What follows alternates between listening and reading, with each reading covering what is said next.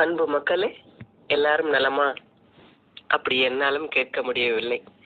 சளி தொல்லை ஆளாய்ப்படுத்தி எடுக்கின்றது நம் அனைவரையும். என்னடா இந்த அம்மா சீசனல் டிசீஸ் பேசுறாங்க என்று நினைக்க வேண்டாம். ஒரு மனிதன் சராசரியாக 4.5 கிலோ சளியை உடம்பில் தேக்கி வைத்துக் கொண்டு மூட்டு வலி, முழங்கால் வலி, கைவலி, கால்வலி, தலைவலி, ஜலதோஷம், இருமல், தும்மல், ஜுரம் என்று அல்லோலப்படுகிறானாம். இதற்கு காரணம் பேட்மேன் மாதிரி ஒல்லியாக சராசரியாக இருக்கும் நாம் ஹல்க் மாதிரி உணவு அருந்துவதால் தான். பொதுவாக இந்த நேரங்களில், அதாவது மழைக்காலம் மற்றும் குளிர்காலத்தில் ஜீரண மண்டலம் நமக்கு குறைவாகத்தான் வேலை செய்யுமாம். அதற்கு ஏற்ற உணவாக நாம் கறி கஞ்சியை பயன்படுத்தலாம். என்னடா இந்த அம்மா கறிங்கிறாங்க கஞ்சிங்கிறாங்க அப்படின்னு நினைக்காதீங்க. நம்ம காய்கறியும் எளிதில் ஜீர்ணிக்கக்கூடிய சூடான கஞ்சி அல்லது குறைந்த அளவு சூடான சாதம் போதுங்க.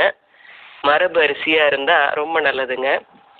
சாதாரணமா நம்ம சாப்பிட்ற சாப்பாடு வெள்ளை அரிசி பசைத்தன்மை அதிகம் இருக்கு. ஸ்டார்ச் உணவா அது மாறுது.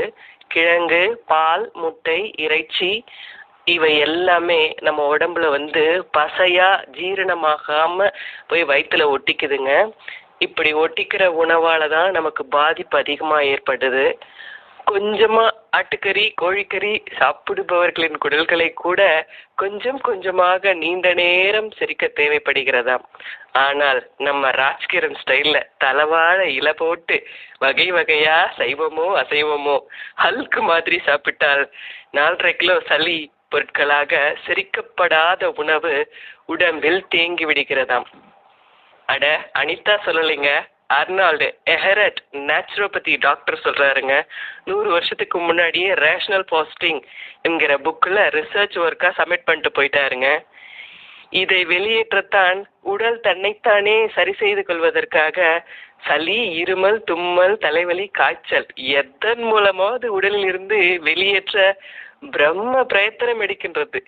7 நாள் விட்டால் சளி தொல்லை இனி இல்லை என்ற நிலை வரும். விடுவோமா நம்ம? சும்மா ஊடு கட்டி மருந்து மாத்திரை சாப்பிட்டு மறுபடி மற்றொரு உடலின் நோய்க்கு ஆழமாக அஸ்திவாரம் போடுவோம். அட, பொறுமை எருமை விட பெருசுங்க.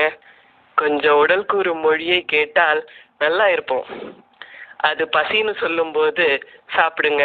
கண்ட நேரத்துல நாம் உணவு உண்ணும் அனைத்தும் கழிவு தேக்கத்திற்கான அஸ்திவாரமாக, சளி தேக்கத்திற்கான அஸ்திவாரமாக மாறிடுங்க. இந்த சளி தேக்கத்தில் தான் கிருமி வளர்கிறது.